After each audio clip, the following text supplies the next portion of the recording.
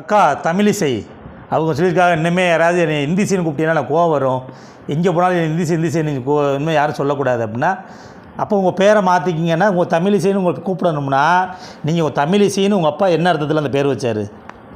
எவ்வளோ ஒரு தமிழை நேசித்து வச்சுருப்பார் ஒரு தகப்பன். அந்த தகப்பனுக்காக நீங்கள் உண்மையாக இருந்தீங்களா?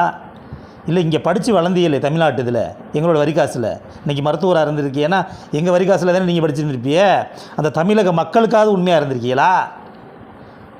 தமிழிசைன்னு பேரை வச்சுக்கிட்டு நீங்கள் போய் மும்மொழி கொள்கையில் இந்தியா கொண்டு வரணும்னு சொல்லி கையெழுத்து போடுறீங்களே, அப்போ உங்களை நான் எங்கே எப்படி கூப்பிட்றது? அப்போ இந்திசைன்னு தான் கூப்பிடுவோம்.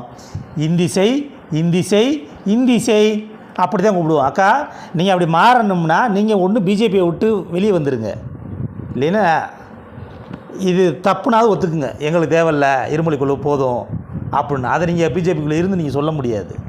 நீங்கள் மனசாட்சிக்கு துரோகம் பண்ணுறீங்க, நெஞ்சில் கையை வச்சு சொல்லுங்கள். நீங்கள் உண்மையிலேயே இது பிடிச்சி தான் மும்மொழி கொண்டு வரையும் சொல்லுங்கள் வைப்போம். சும்மா ஒரு கட்சிக்குள்ளே இருக்கணுன்றக்காண்டி அந்த கட்சி என்ன செஞ்சாலும் முடிவெடுக்கணும்னா அப்படிலாம் தேவையில்ல. கதனை நீ என்ன அக்ரிமெண்ட் போட்டு எழுதி கொடுத்துட்டா போயிருக்கீங்க? ஒரு பிஜேபி கொண்டு வரதுன்னா இதை விட்டு வெளியே வாங்க, தமிழக மக்களே உங்களை கொண்டாடுவாங்கல்ல.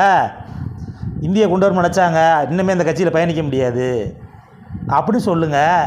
உங்களை தமிழிசை தமிழ் தாயின்னு பேசுவாங்க, அந்த அளவுக்கு மக்கள் கொண்டாடுவாங்க.